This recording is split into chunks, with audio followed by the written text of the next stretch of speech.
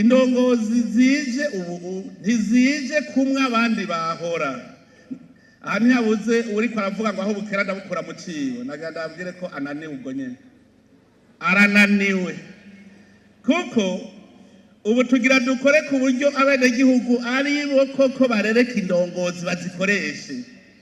Nico cyo nababwiye ko hariho urwego tugira tugire ruza rurimwo abenegihugu, ni urwego rujejwe kurwanya igiturire, gusesagura itunga ry'igihugu n'akarengane, ruza ruhurikiyemwo bose. Twagize inama turaraba turabibona ko bishoboka. Igituma mu Burundi hari amahoro nukubera twagize za komite zihuriyemwo bose ziraba umutekano. Ntimurondere umutekano wavuye hehe, wavuye muri zijya komite zihuriyemwo bose.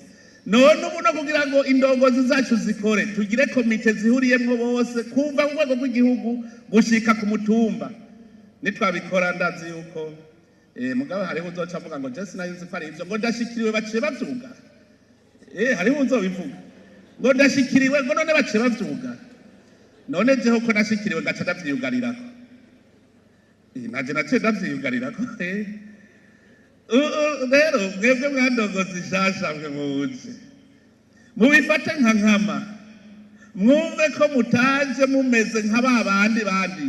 Hariho ababanza kubaza ngo mbega ngo yahora arya hehe, ngo naje ndarose. Ahabura amatari bamuhaye kurongora iyi ntara ya Bujumbura irimwo igisagara ngaha, agatanga kuvuga ngo amaparcelle aramajahe ngo ntagure kurondera izi wanje. Umenye yuko hariko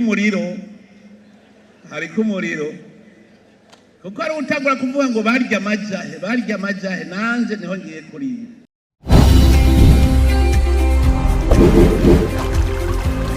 Télévision Tanganyika.